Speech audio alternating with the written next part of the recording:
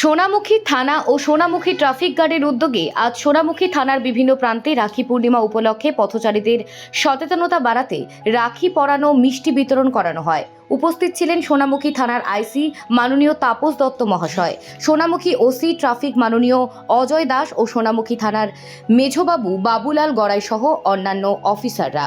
বিনা হেলমেটে রাস্তায় বাইক চালানো ও seat belt ছাড়া গাড়ি চালানো সহ পথচারীদের বিভিন্ন বিষয়ে সচেতন করা হয়। সোনামুখী থানা এবং সোনামুখী ট্রাফিক গার্ডের এই উদ্যোগকে সাধুবাদ জানিয়েছেন বিভিন্ন অঞ্চলের মানুষ সহ রাস্তার যানবাহন চালকরাও। Bureau report, বঙ্গলেখনী।